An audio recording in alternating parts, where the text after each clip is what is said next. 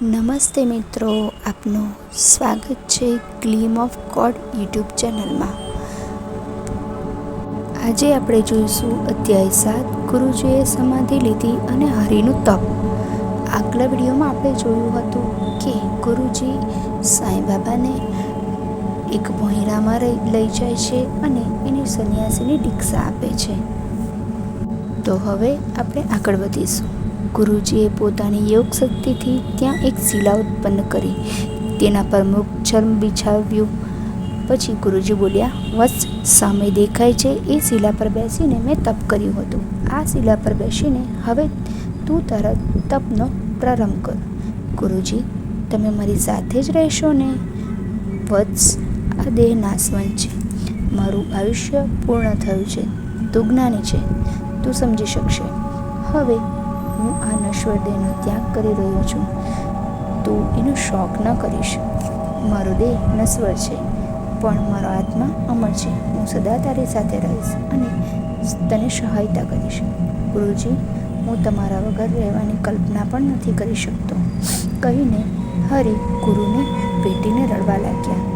ગુરુએ હરિને રડવા દીધો। નિર્વાચ્ય પ્રેમની માયાથી સિદ્ધો કે ભગવાન પણ મુક્ત થઈ શકતા નથી। થોડી વારે ગુરુએ હરિને પ્રેમથી નીચે બેસાડ્યો। હરિની આંખમાંથી હજી આંસુ સરી રહ્યા હતા। વત્સ, શાંત થા, તું અવતારી જીવ છે। આ પ્રેમની માયાથી મુક્ત થવાનો પ્રયાસ કર। આંખમાંથી હું અને તું અલગ નથી। થોડી વારે હરિ શાંત થયો। ગુરુએ ભિક્ષાપત્રમાં જળ ભરી હરિને પીવડાવ્યું। પછી હરિના હાથમાં એક ઈંટ મૂકી। હરિ, આમાં મારી શક્તિ છે, એને તું સદા તારી સાથે રાખશે।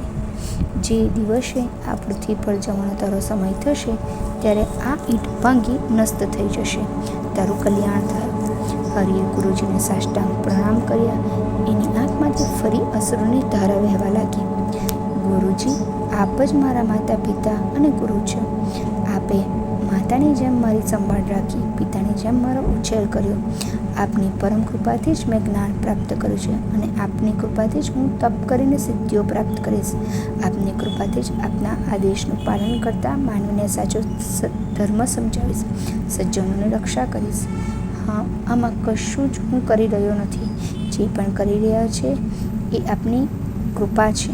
આપની આજ્ઞાનું હું પૂર્ણ રીતે પાલન કરી શકું એવા મને આશીર્વાદ આપો। ગુરુજી હરિને ઊભો કરી ભેટી પડ્યા।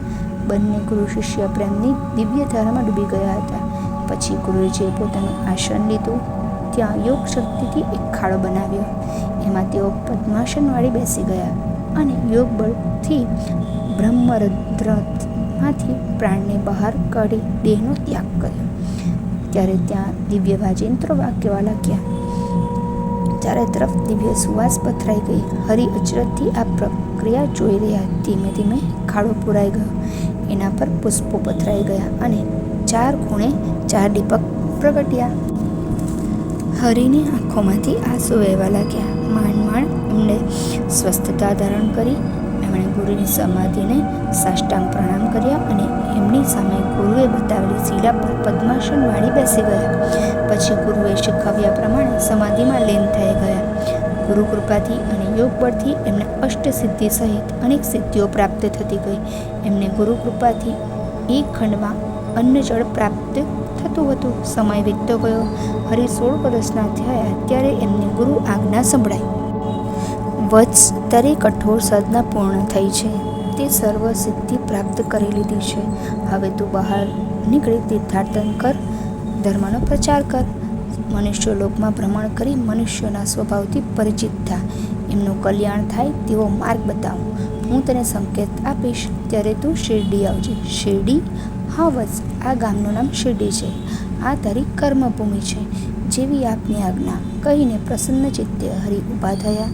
જોડીમાંથી ઈંટ અને ભિક્ષાપત્ર મૂકી જોડી ખભે ભેરવી, પછી સટકો લઈ યોગ શક્તિથી બહાર નીકળ્યા। ઇતિ સદગુરુ શ્રી સાંઈ સચ્ચરિત્રમાં ગુરુજીએ સમાધિ લીધી અને હરિનો તપ નામનો અધ્યાય સમાપ્ત।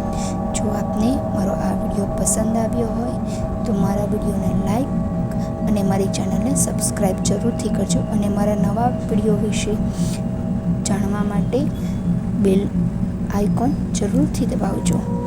ઓમ સાંઈ રામ.